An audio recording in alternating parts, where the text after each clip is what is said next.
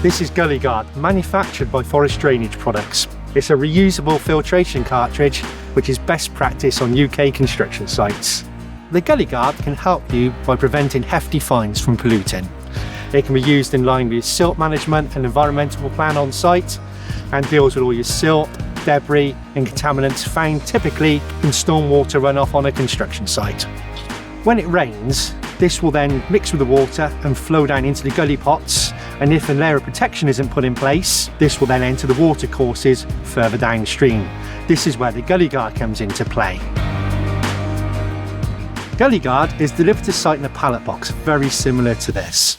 The installation is a very simple process. First of all, ensure that the gully pot is fully charged with water. Then take your Gully Guard, work in the bead to the top. Begin to insert the Gully Guard into the gully pot with the excess material at the bottom, gently lowering by the handles until the Gully Guard is buoyant on the water. Next, ensure that the handles are fully tucked onto the top of the Gully Guard and are not hung from the gully grid. Close the gully grid, and now your Gully Guard is ready for action. As you can see on the front and back of the box, there is a QR code which can be scanned to bring up your installation guide, which takes you step by step through the simple process of installing the Gully Guard, which, as we said previously, must be into a charged pot.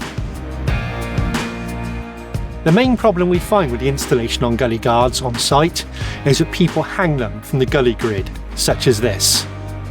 This means the water runs down the side of the gully pot, rendering the Gully Guard ineffective. The Gully Guard is a reusable filtration cartridge, so it can be used time and time again. This should periodically be removed from situ in the gully pot, taken to a controlled area and hosed down in line with your silt management and environmental plan. This can simply then be reinserted into the gully pot and used again.